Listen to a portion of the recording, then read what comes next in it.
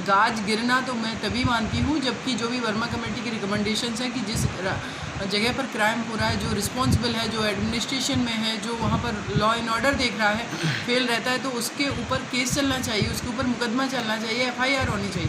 गाज गिरना उसको कहते हैं उसका कन्विक्शन हो। ये तो अभी सस्पेंड किए गए, फिर आ जाएंगे, और मीणा भी अगर सस्पेंड कर दिए जाएंगे, वो भी कुछ दिन बाद उनकी बहाली हो जाएगी। तो इन चीज़ों का कोई ठोस समाधान निकलना चाहिए जिससे ये ऑफिसर्स के टाइम में, इनके एडमिनिस्ट्रेशन में नेग्लिजेंसी ना हो सके। परिवार वाले लोग जो हैं नार्को टेस्ट से मना कर रहे हैं, उनको नार्को टेस्ट के लिए बोला है, तो अभी और दहशत में भी लग रहे हैं। देखिए, नार्को टेस्ट एक आरुषि हत्याकांड केस में हुआ, क्या मिला?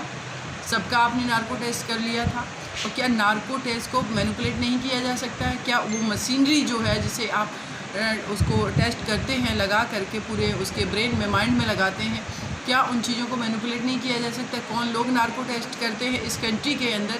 एक भी संस्था जिस पर 100% लोग आंख बंद करके टेस्ट नहीं कर सकते, ऐसी कोई संस्था नहीं है जी। तो अभी आप जो है परिवार से मिली हैं, क्या मनीषा के केस को आप लड़ेंगी? बिल्कुल, परिवार ने मुझे अनुमति दे दी है। जो भी डॉक्यूमेंटेशन का काम होता है, वकालतनामा साइन करना, वो उन्होंने साइन कर दिया है, और उन्होंने कहा है कि मुझे मेरी बेटी को न्याय चाहिए और आप मुझे हमारा केस लड़िए। और पहले से भी परिवार हमसे कांटेक्ट में था। फाइनली आज मुलाकात हुई है और उन्होंने मुझे अपना वकील नियुक्त कर लिया। मैम, आप आज फिर हाथरस आई। एक बार पहले आप जा कर के यहाँ आकर के वापस चली गई, और आज फिर मनीषा के परिवार से आपकी मुलाकात हुई। और क्या और किस तरह की परिवार की इस समय कंडीशन है और किस तरह से लोग रह रहे हैं, आपने देखा, आप मुलाकात की उससे? देखिए, परिवार जो है, आज मैंने देखा, उन लोगों से बात की, बहुत डरा हुआ था। उन लोगों की बातचीत से लग रहा है कि पहले तो बेटी उनकी, जिसको मार दिया गया, जिसके साथ क्राइम हुआ, लेकिन उसके बाद एडमिनिस्ट्रेशन ने जला दिया, उनको अंतिम संस्कार करने का मौका नहीं दिया।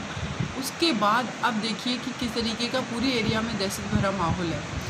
जो लोग इस केस में कल्प्रिट हैं, वो लोग उनके पेरेंट्स हैं, उनके समाज के लोग हैं, वो लोग प्रोटेस्ट कर रहे हैं कि साम दाम दंड भेद। तो ये क्या होता है साम दाम दंड भेद से? आप कैसे भी, अब वो मैटर जब ऑलरेडी इन्वेस्टिगेशन हो रहा है और उसमें ट्रायल होगा, उसके बाद चीज़ें सामने आ जाएंगी। जो दोषी होगा उसको सज़ा मिलेगी। जैसे मैम, मैं एक बात कहना चाहूँगा। अभी उत्तर प्रदेश सरकार द्वारा जो यूपी के मुखिया हैं योगी आदित्यनाथ, उनके द्वारा एक SIT टीम का गठन किया गया।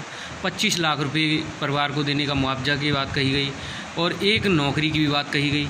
इस पर आपकी क्या राय है? क्या ये परिवार के लिए सही रहेगा? और इसके बाद भी फिर अब बताया जा रहा है कि अब CBI जांच की जो मांग चल रही है, वो भी उनकी सुनवाई में डाल दी गई है कि वो जांच होगी।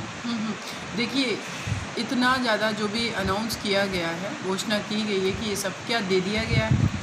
सबसे बड़ी बात मैं ये जानना चाहती हूँ, क्या दे दिया गया? इस देश के अंदर बहुत सारे केसेस में घोषणाएं की जाती हैं, उसके बाद जैसे ही मीडिया कवरेज बंद होता है, चीज़ें लाइट हो जाती हैं, उसके बाद उस परिवार को देखो कि क्या स्ट्रगल करती है। क्या लगता है मैम, इस परिवार को वायदे किए गए सरकार द्वारा, वो उनको मिल पाएंगे?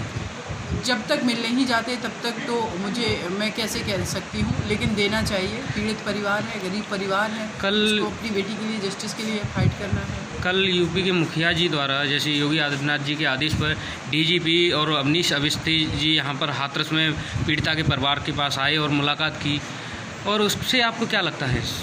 देखिए, उससे ये है कि एक उम्मीद है उन लोगों को कि कम से कम उस लेवल के ऑफिसर्स आकर के इनसे मिल रहे हैं, आश्वासन दे रहे हैं, तो थोड़ा सा उस परिवार को सांत्वना मिलती है कि कम से कम लोग मेरे साथ खड़े हुए हैं। अच्छा, इस बात पे क्या कहेंगे आपके इस केस में सरकार द्वारा पुलिस कर्मियों पे गाज गिरी, और लेकिन जिला प्रशासन के अधिकारी, जिले के मुखिया प्रवीण कुमार लचखार जो DM हैं, उन पर कोई गाज नहीं गिरी? इस बात को लेकर के आप क्या कहेंगे? देखिए, इसको भी ये गाज गिरना थोड़ी कहते हैं। अभी कुछ दिन के लिए उनको सस्पेंड किया गया है, SP को, फिर उनको बहाल कर दिया जाएगा। आप देख लीजिए पूरा रिकॉर्ड उठा करके। गाज गिरना तो मैं तभी मानती हूँ जबकि जो भी वर्मा कमेटी की रिकमेंडेशंस हैं कि जिस जगह पर क्राइम हो रहा है, जो रिस्पॉन्सिबल है, जो एडमिनिस्ट्रेशन में है, जो वहाँ पर लॉ एंड ऑर्डर देख रहा है, फेल रहता है, तो उसके ऊपर केस चलना चाहिए, उसके ऊपर मुकदमा चलना चाहिए, FIR होनी चाहिए। गाज गिरना उसको कहते हैं, उसका कन्विक्शन हो। ये तो अभी सस्पेंड किए गए, फिर आ जाएंगे, और मीणा भी अगर सस्पेंड कर दिए जाएंगे, वो भी कुछ दिन बाद उनकी बहाली हो जाएगी।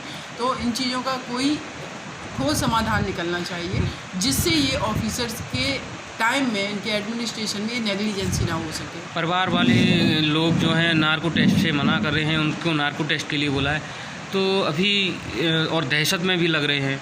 देखिए, नार्को टेस्ट एक आरुषि हत्याकांड केस में हुआ, क्या मिला?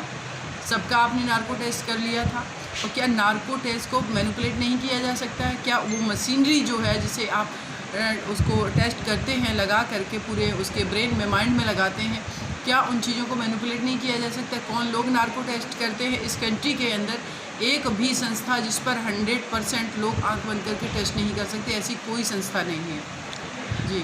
तो अभी आप जो है परिवार से मिली हैं, क्या मनीषा के केस को आप लड़ेंगी? बिल्कुल, परिवार ने मुझे अनुमति दे दी है। जो भी डॉक्यूमेंटेशन का काम होता है, वकालतनामा साइन करना, वो उन्होंने साइन कर दिया है, और उन्होंने कहा है कि मुझे, मेरी बेटी को न्याय चाहिए और आप मुझे हमारा केस लड़िए। और पहले से भी परिवार हमसे कांटेक्ट में था। फाइनली आज मुलाकात हुई है और उन्होंने मुझे अपना वकील नियुक्त कर लिया। जी।